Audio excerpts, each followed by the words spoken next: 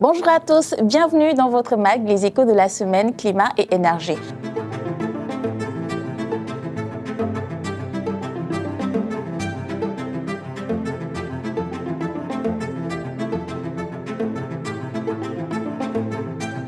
Pour cette journée, les panélistes s'intéressent aux transitions énergétiques durables et partenariats pour une action climatique orientée vers l'avenir.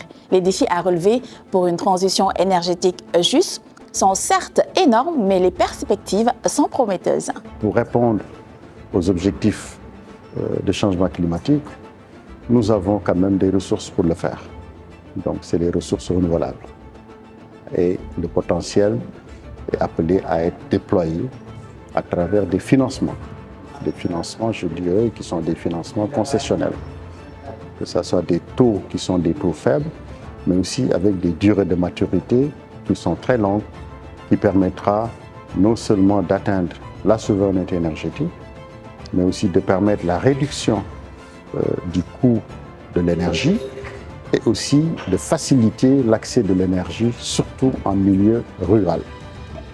Renforcer encore le cadre, je dirais, réglementaire, de rendre plus attractif pour permettre une meilleure éclosion en matière de partenariat public-privé et de financement concessionnel qui permettra vraiment de développer le Sénégal, de renforcer notre résilience énergétique et notre souveraineté énergétique à travers les énergies renouvelables.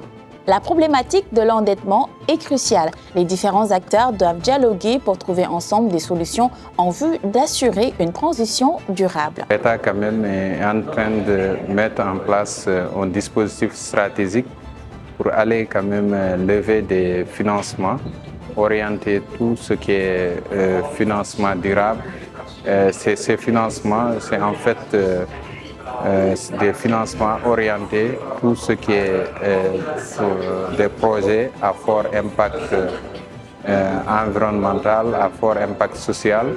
Mais quand on parle de projets à fort impact environnemental, on peut y inclure tout ce qui est projet de transition énergétique et tout ce qui est projet de transition écologique, pour dire de manière globale.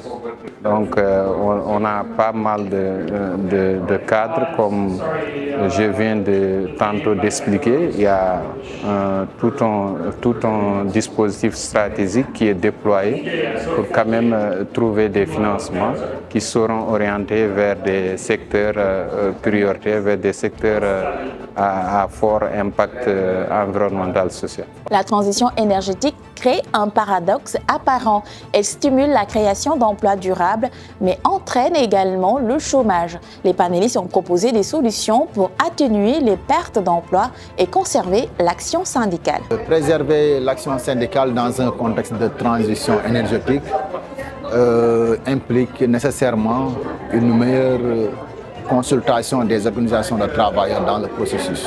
C'est pourquoi dans le panel que nous venons d'achever, on a rappelé surtout ce qui attend les travailleurs dans les secteurs à forte intensité carbone. Et déjà, ce travail de préparation est en train d'être fait par les organisations syndicales à travers notamment la cartographie des emplois qui sont appelés aujourd'hui à être transformés, mais surtout profiter du potentiel que nous avons dans les énergies renouvelables. Et ce que nous voulons également comme garantie, c'est que les emplois qu'on aura dans le secteur des énergies renouvelables ne soient pas des emplois précaires, qu'ils ne soient pas des emplois où la liberté syndicale, le droit à la négociation collective seront tout simplement empêchés.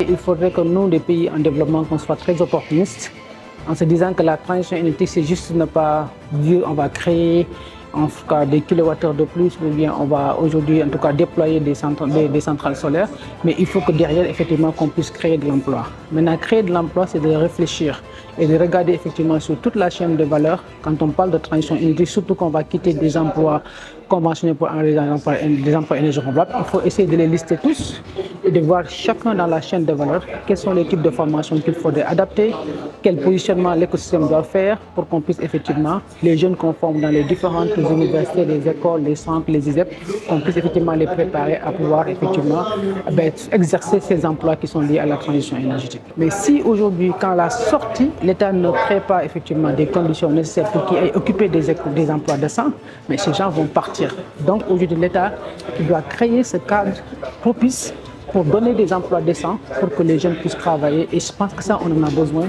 parce qu'on veut faire du contenu local, on veut aujourd'hui développer des secteurs stratégiques. Et ça, effectivement, il faudrait qu'on puisse voir comment matcher ces formations, ces jeunes que nous formons, et aussi les emplois que nous devons créer pour que, effectivement, ces deux mondes puissent se parler. C'est tout pour aujourd'hui. Merci de nous avoir suivis. Je vous donne rendez-vous très vite dans votre mag.